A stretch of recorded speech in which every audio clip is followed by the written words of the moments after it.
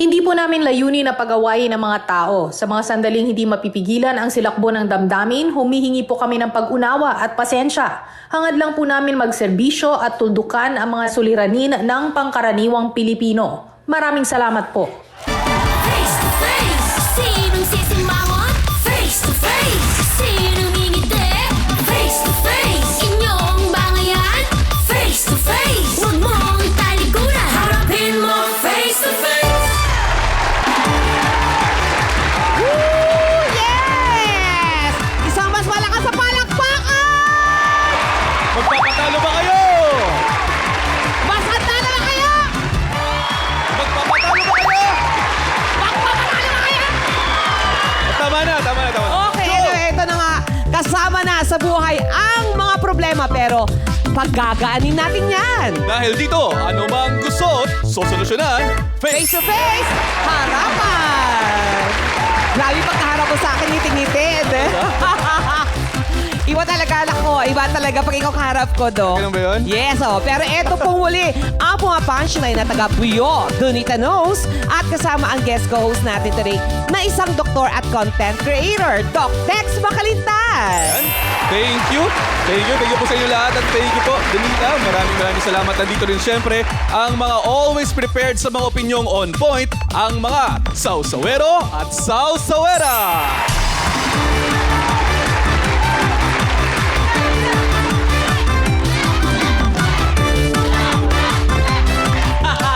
At harapang magbibigay linaw sa ating mga katanungan with their expertise and words of wisdom, ang ating trio, tagapayo. Ito na, syempre, ang takbuhan natin pagdating sa usapang legal. Nako, Attorney Lorna Kapunan.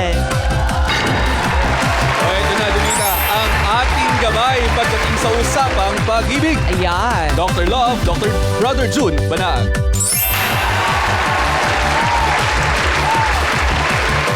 Ito naman, ako syempre, parang ito, ano talaga eh. Parang iba na to. Parang kailangan ko na to. Ah, talaga? Oo, ang malalapitan pagdating sa mga tanong pangkaisipan, Dr. Camille Garcia.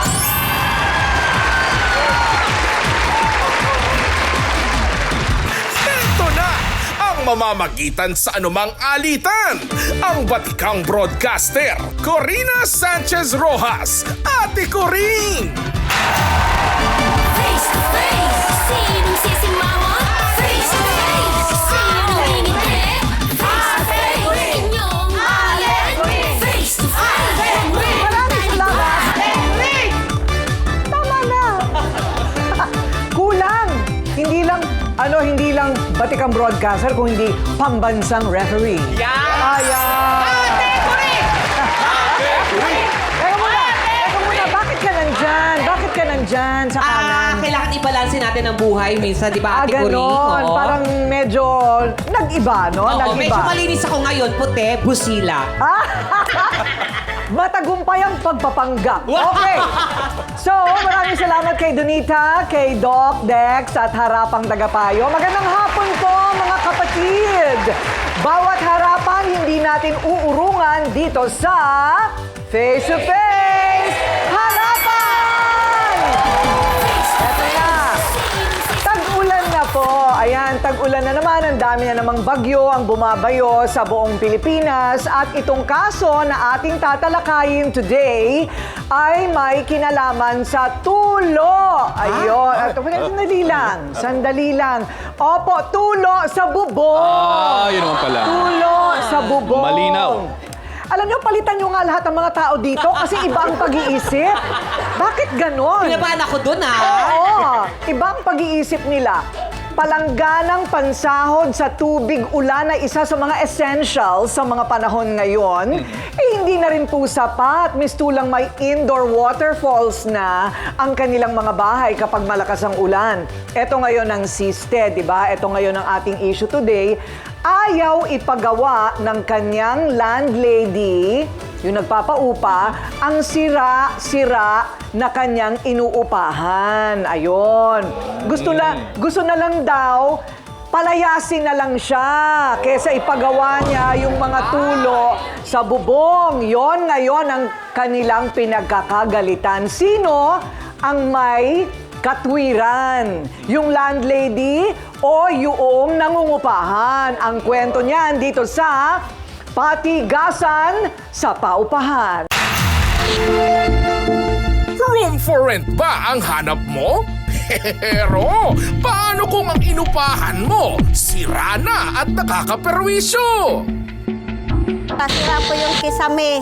Sira-sira yung dingding. Lahat po sira. Concern sa mga nangungupahan. Gawa ng nakakaaway. Lagi na lang naririnig ko na, pakikuan mo naman ating yung yung bubong. Lagi na lang naman ang sinasabi ko sa iyo, yung bubong at saka yung kanal, yung lababo, barado. Saan nahahantong ang patigasan ng kasera at nangungupahan? Okay, so yan ang ating problema of the day. Naku, marami nakaka-relate dito kasi napakarami sa atin nangungupahan, di ba? Pag may sira na sa bahay, ayan turuan na. Puwera kung malinaw ang usapan. Dito mukhang malabo. Ang laging napeperwisyo dahil sa mga sira sa kanyang inuupahang bahay, humarap ka na! Nandito ngayon si Lynn Hepolio. Lynn, humarap ka na!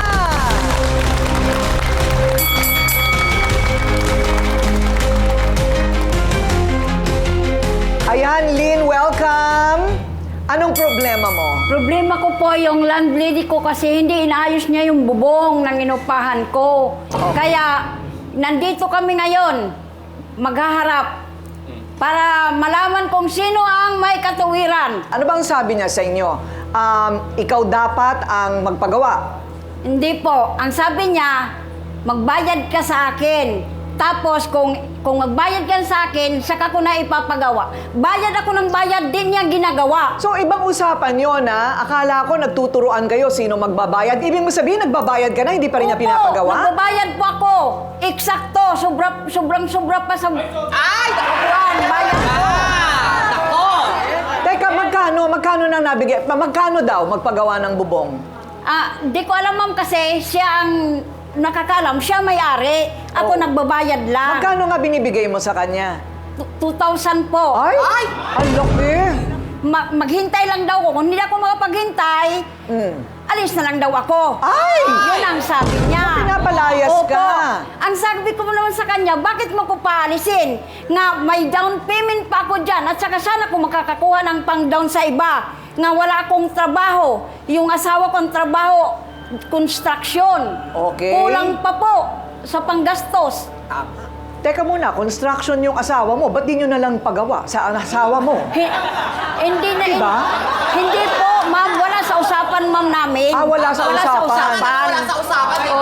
Nag-research po kami at nalaman namin ito'y squatters area. Pag sinabi natin squatters area, wala po silang mga titulo dito. Po. Yung may-ari po walang titulo, siya lalo walang titulo. Kumbaga, mana-mana lang sa ninuno dahil unang tinambakan niya nung panahon ni Magellan siguro. Pagkatapos, inari na nila. Tama. Hindi naman pinapaalis ng gobyerno. So ayan, pinauupahan nila yung inangkin nilang lupa pero hindi sila may-ari ng lupa. Tama? Tama. Ayun. At ito na nga, Ate Coring, Yes. pasensya ka na. May mga ebidensya kasi tayo dito, di ba? Para naman... Ay! May Ebidensya ebidensya! Ano namang ebidensya yan? Ano yan? Ano yan? Ano yan? Ano yan? Ano yan? Ano yan? Ano yan? Eto, mga Ano to? ebidensya. Ang ebidensya po, Ate Coring, ayan, mga sira-sira. Litrato ng mga sira-sirang bahay. Tapos, Ayun. eto, ang listahan, tama ate? Opo. Na mga binayaran niya. Aba. Ayan. Ayan. Kayo ba'y may pirma dito? Ayan, November 13, 2000, December, ayan, kompleto naman ang 2,000 kada buwan. Opo. Hindi ka nagmimintis. So, hindi kayo nag-aaway sa renta? Hindi po. Yun lang ang Oo. tumutulok po eh. Yun ang nasira po eh. Yung mga tulo, yun lang ang ayaw niya talaga. Sana sila na ang magpagawa. Okay, so ito bang bagay na ito hindi na pwedeng pag-usapan? Talagang nagkasiraan na kayo ng iyong kasera. Gusto kasi nila, paalisin talaga kami. Paalisin. Kasi gusto niya, yung pamangkin niya ang ipapalit sa akin. Kaya, ayaw ko pumayag dahil may down pa kami. At saka kung pipilitin man lang nila kami nga paalisin, kailangan bigyan kami niya ng palugit. So ano naman yung mga materyales? Noong inabutan mo yung bahay, ano ang itsura? Ano naman siya? Baka naman inupahan mo yan, may tulo na. Wala po. Ang itsura niyan, kaya di naman ako mag-uupa kung tumutulo na po eh. Ang okay po naman siya. Tapos nung mga ilang taon na, ang sabi ko, tumutulo ating yung bahay mo sa bubong. Gusto ko palitan mo. Kasi wala na kaming tinitirahan eh. Lalo pag bumabagyo, wala kaming tinitirahan. Sagot naman niya, uy, paayos ko, magbayad muna kayo. Ayun, Yun. okay. Di, bayad naman ako. Bayad. Kahit wala kaming, kahit mangutang na lang kami pagkain namin, basta makabayad kami sa bahay. Ayun. Para walang problema. Okay. Pagdating ng ng ulan na naman, tumutulo na naman, sasabihin ko naman, ang sagot lang niya, kung hindi kayo makapagtiis, umalis na lang kayo. Ay, hindi pwede yun. Yun. Narinig natin ang panig ni Lynn. Siya naman ang kaserang ayaw magpatinag. Ang inirereklamo, Aiza, humarap ka na!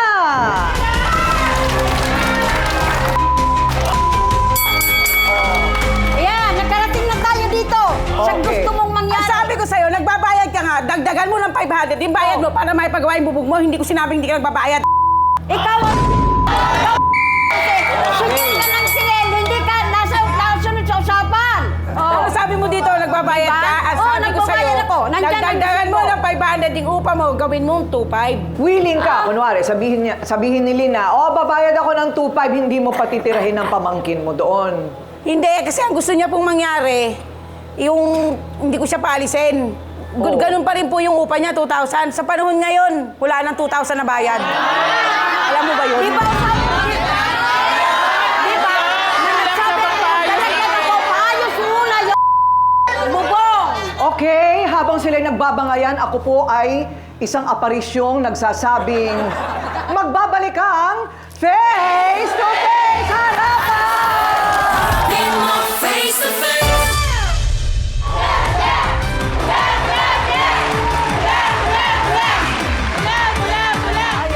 Ayan! O eto na, lahat ng bagay na pag-uusapan. Pero merong mga bagay na kailangan talaga legalidad. Di ba? Lalo na yung mga renta-renta na yan. Parang negosyo po yan eh, no? Negosyo. So, kumbaga, ang pinarerentahan niya ay bahay na katirik sa lupang wala silang hawak na titulo. Anong sabi ng local government? Hindi Wala kayo naman po. pinapaalis? Hindi kayo pinapaalis dyan? Hindi Anong naman sabi po. ng barangay captain nyo? Nakatira din siya doon. Opo, ang kapitan po namin doon, ninong ko. Ay, niyo mo kaya. Kaya pala. Malakas tayo, malakas. Yung Pero wala amilyar. po. Ha? Yung amilyar, sino nagbabayad? May amilyar ba kayo? May amilyar ba yan? Binabayaran? Wala rin. Kasi, alam mo kung iimbestigahan mo talaga yan, pupunta ka talaga dyan sa Registry of Deeds. Yes. Exactly, di ba? Para malaman mo. Kaya lang, wala silang, ayaw nila yun. Kasi pagka nagkabukuhan yan, pagkatapos ng episode na ito, baka lahat kayo mapatanggal dun. Tama. Di kaya ganun naman yan. Rights lang talaga yan. Rights lang talaga. So, Saan nakuha yung rights? may rights kayo, Yung kasulatan. Wala Wala po. rin. Wala rin. Ayun ang problema. So, itong usapang ito, iba pa yung legalidad. Mas malawak, mas malalim. Tama. Kumbaga sa usapan na lang nila. Kumbaga usapan na lang ganon. Pero wala kang naging problema naman. Wala naman po. Hindi, ibig sabihin sa pagbayad niya, walang problema. Yung buwanan na 2,000. Wala naman pong problema sa pagbabayad niya. Bayad po siya ng bayad. Meron pa nga po siyang advance eh. So may advance pa. Tsaka may down payment yan, di ba? Opo. Oo. Doon sa kinatitirikan ng bahay mo, Aiza, ilan na ang napaupa mo? 5 lang po. 5 lang, oh. Ang dami nun, oh, talaga. 6. Pang-anim ako. Yung kuryente, ayan. Sino ang nagbabayad ng kuryente? Kasama na ba sa upa yung 2,000? Hindi po, ma'am. Kuryente? Ay, hindi. Siya na. Bukod yun Ikaw ang nagbabayad? Opo. Ako. Paano mo nalalaman kung magkano ang sisingilin May na kuryente? submeter po kaming, lahat po ng paupahan ko, may mga submeter bawat May isa. submeter. Opo. Ayun. Doon wala kang problema doon. Wala. Ayan, basta, ma'am, yun lang talaga ang problema ko nga tumutulo. Yun Okay. lang. Nga din niya pinapaayos at saka yung lababo. Pero kung inayos niya yan, wala na talaga ako, di kami makakarating dito. Ngayon, teka. Etong sabi rin niya, ito rin ang sabi ni Lynn. substandard daw. Kumbaga, hindi naman talaga magandang materyales sa una pa lang ang nilagay sa bahay. Tama ba yun ang Tama sinasabi po. mo? O ano naman ang masasabi mo doon? Okay na po. Pinagawa ko na po yung bubong niya at saka yung lababo niya. Napagawa Oh, na. napagawa naman na pala eh. Ayun. Kaya lang, Oh. sino ba ka muna? Dapat siguro, kunin mo yung asawa niya. Kasi ano eh, di ba? Construction. Nasa construction. O edi, para masiguradong tama ang lapat ng yero. Hindi kasi- At walang tulong. Ma'am, pag siya kausap mo, wala siyang kwenta, yung asawa niya po ang kinausap ko. Ayun. Ano sabi ng asawa? Ako ang nagbabayad. Wala na lang mga asawa ko na tumutulong. Ang sabi ko sa asawa niya, trabaho. Ako ang Pag tinutulungan gagawa ko kasi yung bubong mo, ako ang dagdagan mo ng nandyan. 500. Oo daw. Pinagawa mo niya yung bubong ngayon, pero tumutulong pa rin. Ha? Tapos, kasi kung hindi kami nakarating dito, hindi yan magpapagawa. Hindi pa tapos. Natural na natulo na yun kasi pag umulan. Meron ba umulan na hindi tumutulo? Ilusyon ko pa eh. Ilusyon ko pa eh. Teka muna, pag pinagawa, dapat wala ng tulo. O, eto na. Isa pa siyang apektadong tenant dahil sa mga sirang paupahan daw ni Aiza. Eto na. Ang kakampi ni Lynn Jane, humarap ka na!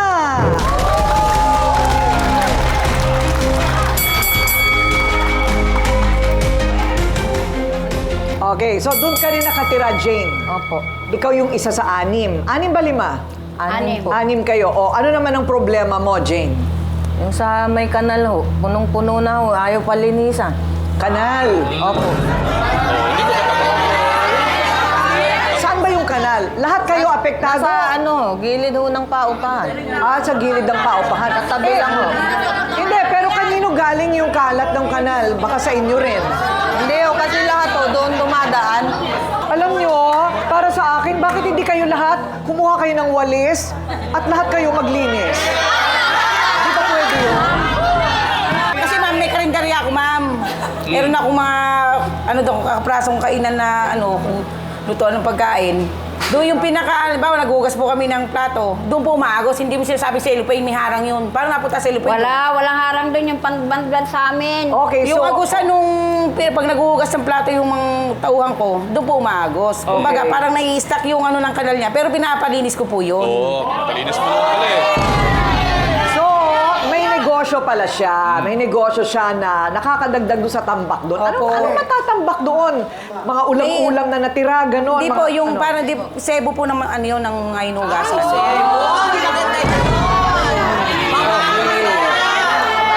Pero pinapalinis ko po yun. Pinapalinis ko.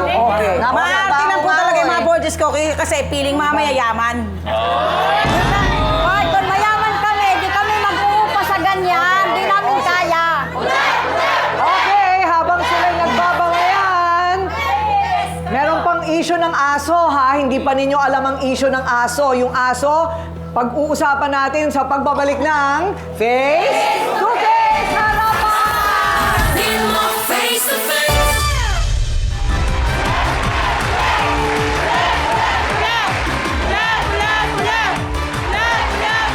Okay!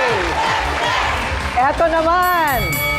Sa usapan ng sino magpapagawa ng tulo ng bahay at sino maglilinis ng kanal, paano naman yung tanong tungkol sa paano yung mabantot na aso? Pakita natin ang ebidensya, Doc Dex. Ito. Ayan. O, ate, anong dyan. meron dito sa aso? Ayun. Kanino aso ito? Sa akin po, ma'am, hindi yan totoong mabantot yan. Malinis yan, tingnan mo. Anong pangalan ni aso? Hindi ko yata, ate Coring, hindi ko yata maamoy yan dyan. Maamoy mo ba? Anong amoy? Ang sinasabi ma'am niya nga mabantot, ang kanal yon. Kasi ang kanal, nandyan sa gilid talaga. Hindi ba dumudumi yung aso dyan sa area na yan? Hindi yun. Teka muna, pag dumumi yung aso, nagwiwipi, inaayos nyo? Opo. Oo. Kasi alaga ko po yun eh. Ayun. Ano pangalan? Bunso po, bunso.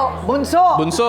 O, Aiza, si Bunso ba inirereklamo? Paano naman nagiging kanal yun? Ang kanal nasa likod, ang amoy andito sa bigilid. Ang layo naman yata, Andyan, bahay ko to, pintuan ko to. puntuan Sa pintuan ko yan. yan. Tapos kanal ito dito. Paano magbuwan to piraso? Mabaho talaga yung aso mo, hindi mo kasi pinapaliguan. Ano hindi mo paliguan? Ang linis-linis nga eh. Narinig sinabi niya, pintuan niya to. Oh, pintuan niya yan. Dito siya papasok. Oh, ano na to? Ano na to? Ano na to? Kung pintuan niya, ano na to? Pintuan, Oh. kanal. Kanal. May ebidensya ko. Nasa picture ko yan. May ebidensya ko. Kaya wala, hindi ka makakalusot sa aso Ala, ko. mabaho talaga yung aso mo. Hindi. Kung mabaho yan, di tinapon ko na. Eh, kahit ako may-ari ng aso, sasabihin ko ba mabaho yung aso mo? Sabihin ko mabango. Oh. Ayan o, tingnan mo. Pinapayagan mo ba na may aso talaga doon sa tirahan nila? Hindi ako mukha siya lang talaga may aso sa lahat. Ang nangungupa sa akin, siya lang may aso. Pero ang aso ko, malinis yan. Nakita mo naman. Kung Pero ang aso mo, kamukha mo. Ay, ikaw!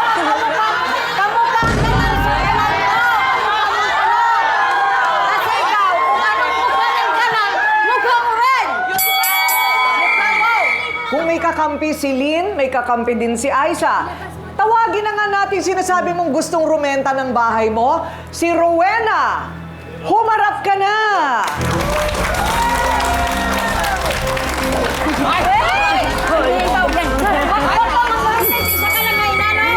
Rowena, so ikaw ang pamangkin.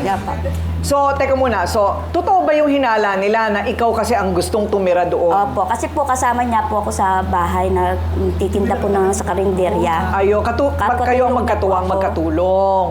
So, teka muna. So, kung totoong ikaw ang gustong tumira doon, hindi kaya nag-aaway itong dalawa ngayon? Eh, dahil nga hindi sa tulo, kung hindi dahil sa'yo. Hindi po, kasi yan po yung marites, kaya po gusto kong umalis na tiyahin ko. Nagsasabi lang ako ng totoo. Hindi ako marites. Marites po yan kasi wala nga po trabaho yan. Kundi po Kayo ang mga marites. marites. Kayo. Kasi pagkatapos nyo, No. pagkatapos tumanggap ng parents sa akin, magtutungit na sila. Kaya nga gusto.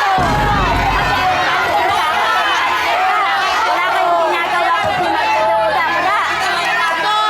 Bayad nyo sa upa yun. O, eto na ngayon, ha? Eto na ngayon, ha? Pakinggan natin. Teka, tatanungin ko lang muna si Attorney Lorna. Ano talaga ba ang karapatan? Ang karapatan ng isang tenant as against landlord? Unang-una, may admission na squatter sila. So kung nakikinig ang local government, miski na gaano katagal kayo dyan, hindi kayo nagbabayad ng taxes, eh pwede talagang kunin ulit ng local government yan. Naku, paano yun? Eh, lahat dapat kayo sa barangay, sa tulong ng barangay captain, eh kumuha kayo ng titulo sa gobyerno para hindi kayo mag-away-away, no? Legal ang titulo. Ngayon, Ate Kuring, even if squatter sila, eh, sa isa't isa, meron kontrata. Dapat may kontrata. Kasi sa batas, hindi nangangailangan in writing nakasulat ang kontrata. Miski na wala kayong written na contract, ang sinasabi sa batas, pwedeng verbal, usapan. Pwedeng handshake nga eh. Pag pinag-usapan eh, okay na yon. Ngayon, kung nag-agree na kayo na ang rental ay 2,000, kontrata na yan. Kasi may offer, tsaka may acceptance. Sa inyong dalawa. Okay? Dahil sa kontratang yan, may landlord tsaka may tenant. Yung landlord po sa batas, obligasyon ng landlord nung nagpapaupa ang maggawa ng repairs. Kasama yan kasama dapat yan nasa batas yan. Yung may-ari ng bahay na nagpapaupa, siya ang kailangan gumawa ng repairs. Okay? Ngayon, kung gusto mong ito naman hindi naman masasabi na hindi pwedeng hindi patirahin si Rowena kasi sa batas pwedeng exception 'yan. Kung kailangan ng landlord na for personal or family reasons na may papatirahin na iba, legal 'yon. Except, nagbayad nagbabayad ng renta. Meron pang advance, no? Kasi sa batas, yung 2-month deposit na yan, hindi pwedeng magreklamo si landlord kasi yan ang panggamit niya sa sa repairs. Okay? Ngayon, okay. Yung issue na... Attorney Lorna, yung palugit na gusto na silang paalisin, pwede ba silang basta-basta papaalisin? Ay, hindi pwedeng basta paalisin kasi dapat may agreement na kasi kung wala talagang contract sa batas, month to month yan. Unless, ibig sabihin, unless nakabayad ka na ng, sabi mo, nagbabayad ka every month. Dapat may karapatan, there should be sufficient notice. Ibig sabihin, dapat sabihan ka ng bibigyan kita ng 3 months notice para makahanap ka ng iba. Yung palugit, Attorney Lorna, na, mula ngayon, ganito na kataas ang renta mo. Pwede rin bang biglaan yon? Hindi rin pwedeng biglaan. Di ba meron tinatawag na Rent Control Act? Meron tayong Rent Control Act. Yes. No? Pag less than 5,000 ang renta nyo, ang pwedeng increase lang dyan, 2%. 2% a month? I mean, after a year? Paano yan? After a year. Kasi ang kontrata is by year. By year, tama. Pwedeng mag-increase pero 2% lang. Yun ang nasa batas. Ayan. Idadagdag ko lang, Corina, no? Okay, Dapat okay. tayo, magkabarangay tayo. Meron rin tinatawag sa batas na good faith. Good faith. Yung pinag-usapan, sundin. Miski na walang kasulatan, miski na nag-aaway kayo, miski na may pamangkin, miski na may aso, nag-usap kayong dalawa. Ang tawag dyan sa batas, lahat kasi nadadaan good sa usapan. faith, Yun ang sinasabi nating harapan. Correct. O ngayon, narinig nyo na po ang mga payo ni Attorney Lorna. Itutuloy pa natin ito at malalaman natin kung ano ang kanilang... Kasi may banta na, no? May banta na baka sa kinalaunan lahat kayo ay talo. So ano ngayon ang inyong pagkakasunduan? Tingnan natin sa pagbabalik ng Face to Face Harapan! Harapin mo face to face. Okay, so napakinggan natin ang saloobin ni Lynn at Aiza. Oras na para latagan natin ang kasagutan ng problemang ito. Pero harapang tagapayo, meron pa tayong dalawang hindi nagsasalita. Dr. Love, sa mga relasyon na ganyan, anong tingin mo? Magandang hapon sa inyong lahat. Alam niyo, nakikita ko rito, magkakaisang lugar lang kayo, no? Nanghihinayang ako na masira yung pagkakaibigan niyo. Pero tingnan lang muna natin, ha? On the moral side, kay dito sa nagpapaupa ng bahay, panay-kabig ka, ate. Panay-kabig. Wala kang buwis. Kami ng mga naghahanap buhay dito, bago tanggapin ng sweldo, binawas na ng BIR ang buwis. No? Kayo, kabig lang ng kabig. Sa mga nagpapaupa, may tungkulin po tayo sa umuupa sa atin, whether may kontrata o wala. May moral obligation tayo. Kasi kumikita tayo dun sa iniuupan nila. Kung ang problema ay bubong, mga ate, hindi ho problema yan. Kung ang sa puso ninyo naghahari lahat ng galit, maghahanap kayo ng issues. Wala kayong masosolve. Ang pinanghihinayang ko sa inyong dalawa, matagal na kayong magkasama. Iisang lugar yan. Huwag tayong gumawa ng mas maraming kaaway. Gumawa tayo ng mas maraming kaibigan. So when you wake up in the morning at nakita mong kapitbahay mo, magandang araw para sa'yo. May pagkakataon pa, maliit na community lamang ito. Pag nagmatigasan kayo, maaaring mawala ang lahat. Maaaring pumasok ang local government, kunin ang property sa inyo, pare-pareho kayo nawala ng kinikita. So magpatawaran, magtulungan, and make this a better world to live in. Maraming salamat. Ay, ang ganda. Very positive. Ayan. Maraming salamat, Dr. Love. Love. Dr. Camille, ano bang epekto sa kanilang mental health? Yang away ng away at walang katapusan, magkakapit bahay pa man din. Thank you, Ate Kuring. Okay, unang-una, no, pag sinasabi nating shelter or yung bahay, basic need yan eh. So, lahat talagang nangangailangan nito. At ang sinasabi, ito yung pamamaraan para pag nagkaroon ka ng bahay, dapat nandun yung security, safety, at saka yung protection. Ngayon, kung sakasakaling kayo pinapalayas, ang sakit sa damdamin na parang napapahiya kayo, bakit kayo pinapalayas? 'Di ba? May mga dahilan yun eh. Kumisan yun na nakakaapekto sa ating pag-iisip dahil pwede maging depressive ka or magkakaroon ka ng depression dahil parang nire-reject ka. Tapos, alalahanin nyo yung iba nga, binibigyan na ng bahay, bumabalik pa rin dito sa Metro Manila dahil sinasabi, walang trabaho doon sa kung saan sila lumipat. Tapos ganito yung nangyayari na kung minsan nabibenta pa yon. Sana maintindihan nyo, pagdating sa ganitong pagkakataon, ang shelter o yung pagkakaroon ng bahay, napaka-importante yan. Pero napaka-importante din na maging maganda ang samahan. Dahil kung hindi magiging maganda ang samahan, isipin nyo na lang, kung kinakailangan nyo ng tulong, sinong tutulong sa inyo kung wala kayong kapitbahay at hindi kayo marunong mangapit bahay. Ang sinasabi ko, mangapit bahay, hindi maging marites. Yun lang po. Ayan. Maraming salamat sa ating trio tagapayo. Balikan natin naman itong ating dalawang panig. So dito naman, Donita, anong tingin mo? Mula dyan sa Kampo Puti. Para sa akin, Ate Kuring, no, para lang tong isang kung bibili ka ng isang bagay o isang item, kailangan i-check mo muna to ng mabuti para hindi ka magkaroon ng problema sa bibilin mo. So, parang ganun sa pag-uupa. Kung mangungupahan ka, i-check mo muna buong bahay. Kung anong tulo, whatsoever. Kung okay siya at okay kayo ng landlord, di maganda, umupa ka ng tama, diba? Pero kung alam mong meron ng mali, dun pa lang, bago ka pumasok, pagawa na. Para nung sa ganun, pag naandun ka na, wala kayong magiging problema. So, bago pumasok sa isang bagay, siguraduhin na pulido at tama ang pinapasok. Ayan, yun ang... Tama ba? Tama? Okay. Dito naman sa pula. Sa akin, Ate Kuring, ito it's a matter of kasunduan eh. No? Magkasundo, no, sa panig ninyo, sa panig nila. Ano ba yung mismo pinagkasunduan nila in the first place? Renta, no? Doon sa renta na yon, kasama yung syempre yung risk mo na alam mo doon ka titira.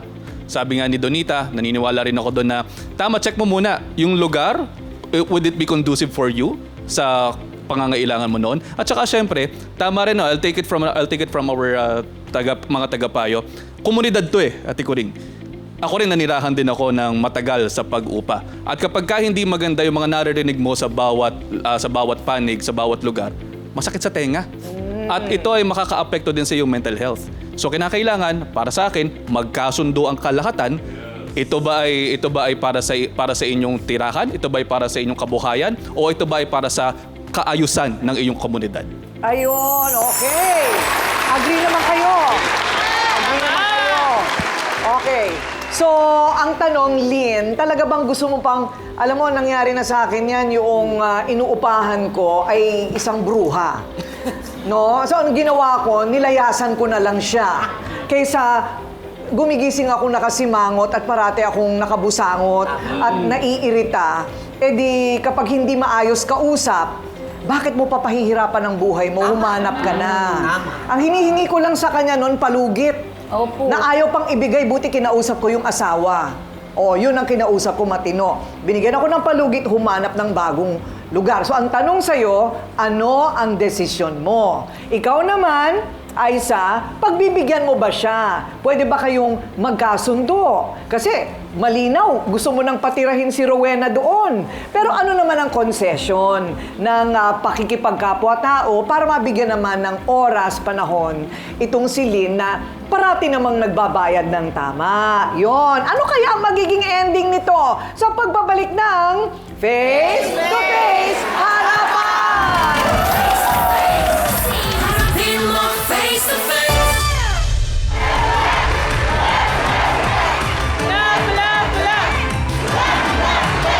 So balikan natin po ngayon ang dalawang panig. Ikaw, Lynn, ano ang masasabi mo kay Aiza?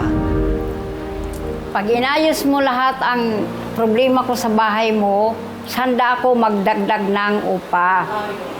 Yun. Ayun naman pala. Pero kung hindi mo pa ayusin, nga nanunuro-turo pa mga pag umulan, hindi pa ako magdadagdag. Okay, fine, whatever. Okay. So, Aisa, ano naman ang sagot mo doon? Oo, okay po, ma'am. Okay naman yon. Okay naman yon. Papaayos. Ganun na lang. Eh kasi kahit na sabihin mong labag sa kalooban mo, Aisa, pag umingay pa ito ng umingay, baka lahat tayo matanggal dyan sa lugar na yan. Alam mo yung ganun? Ngayon, pag hindi na talaga kayo magkasundo, eh mag-usap na lang kayo ng maayos at medyo baka gusto mo na rin humanap-hanap ng ibang malilipatan. Hindi pa may nagkasundo, ma'am. Pareho na lang kaming aalis. Ah, ganon. So, ay wala nang titulo eh, paano? So, di ba, wala ka pang pan-down, eh di mag-iipon ng pang-down. Ano? Yun na lang siguro. Oh, so ngayon, ang issue, baka naman na mag-i-issue kung magkano na naman ang taas ng singil sa renta. Tsaka lahat ba silang anim tataasan ng renta? Hindi po. Bakit siya lang? Ako lang ma'am, kasi gusto nga ako niya palisin. Dahil siya nipasok sa tintirahan ko. O, paano yun? Yun Baka ang unfair ba yun? Unfair? Pero hindi na lang siguro, ma'am, kasi mag-abroad na to eh. Ah, baka mag-abroad ka na rin, Rowena. Ayun. Kasi nga, sabi doon sa computation, 2,040 pesos lang ang maaaring idagdag kapag residential. Ayun. So, well, nag-iismiran pa rin kayong dalawa. So, magsasalita na lang ako. Kung ano man ang desisyon ninyo, ha? Okay. So, ang issue po kasing ito, medyo malapit po ito talaga sa aking kamalayan. Bakit? Kabataan ko pa po, nangungupahan na po ako. At nang makaipon naman, ako naman ang nagpapaupa ngayon. So alam ko yung parehong panig no? Sa lahat ng negosyo, lalo't may kinalaman ang pagbabayad ng pera, dapat lahat may kasulatan. Ayan, pagka nagparenta ka ulit, magsulatan na kayong ganun. Na kapag ito tumulo, ikaw magpapagawa ha, malinaw. Hindi ba? Ang aso, yan, pwede ba ang aso o hindi? Lahat yan pwedeng pagkasundaan sa kasulatan. Madami na po tayo lahat leksyon sa buhay tungkol sa inaakala nating usapang maayos. Tapos hindi rin nasusunod. Isulat nyo lahat yan para sa dulo, walang sisihan. Yun lang. Ayan. Okay. Ako po ang inyong lingkod, Ate Coring, ang pambansang referee, nagsasabing may cake ang harapin ang mga issue dahil walang hindi nadadaan sa pag-uusap, basta dapat may mukha kang ihaharap dito sa Face to Face Harapan! Face to face. Face to face. Face to face. Face to face. Face to face, harapan tayo. Face to face, problema'y solusyonan. Kaya na ating pag-usapan. Face to face, tama ng okraya. Sagutin, tama o mali. Galit, mati. Bawat panig ating pakinggan. Ang mga gusot ay may Sampal, suntok at mura ang inaabot ng isang nanay mula sa kanyang hilaw na manugang. Itong manugang ko, walang niya sa akin. Nervyos. Paano po kasi hindi sasaktan? Eh, ugali din po kasi niya masama. Yan, tamad yan. Hindi ko kaya yan. Mabuti pa dito ko na lang sa tabi ko. Yung pouch na to, yan na lang yung magsisilbi nilang kakampi. Face to face!